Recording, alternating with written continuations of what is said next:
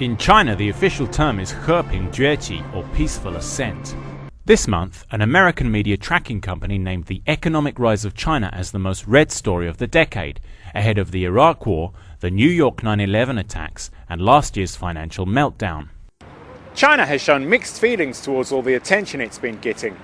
While it still regards foreign media organisations with suspicion, over the past 10 years it has opened up to them to an unprecedented degree. This October, the decade of China neared its end with a triumphant parade marking the 60th anniversary of the founding of the People's Republic. 2009 has indeed been a year of milestones for China. In January, it overtook Germany as the world's third largest economy, and it's on course to move into second place ahead of Japan in the next few months. In some global rankings, this year China actually moved into first place, like in its total exports or the size of its car market. Foreign reporters want to tell their audiences about this huge and growing influence, yet China doesn't trust them. This was shown in a response to being named the #1 story of the noughties, published in the state-controlled China Daily. For this report, Professor Fan Ying was one expert the newspaper interviewed. Western reporting on China is often lacking in objectivity. China's integration into the global economy, for example, has brought great benefits to Western countries. But instead of talking about this, they prefer to talk about the danger of Chinese imports. They are hostile to China because they feel threatened by China. From their experience of dealing with editors back in their home countries, most foreign correspondents will concede Fan Ying has a point. Gabriele Barbati is a freelancer from Italy who has been reporting from Beijing since 2007.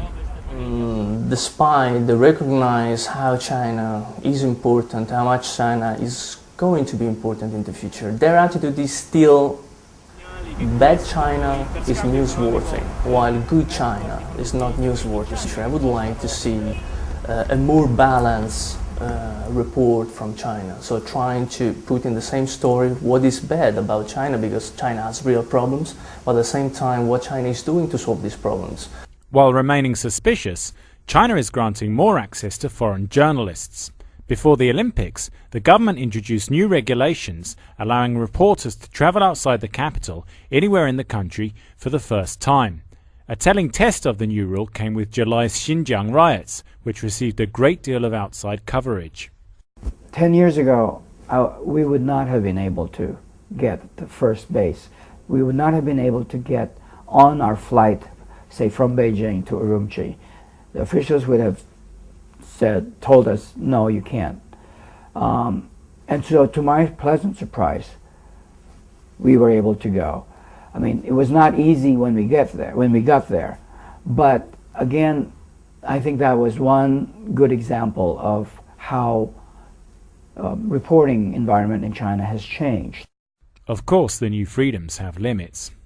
Now the law is on our side. The regulations say that you are free to travel and you are free to interview anyone who is willing to be interviewed. The problem is, though foreign correspondents are freer, the people we speak to, our sources, are not free. They are being punished for speaking to us. So we cannot say that Chinese media the media conditions now are free. Compared to other major influential countries, China is still very closed and lacks transparency and puts a lot of impediments in the way of journalists. Some commentators say that instead of giving more freedom to journalists, China is just getting better at managing what they report. China has realized that building soft power and forming a favorable climate of international opinion is very important. Obviously, the media play a big role. The Chinese government has learned a lot about the methods of management and influence here. So what's going to be the #1 story of the next decade? Climate change?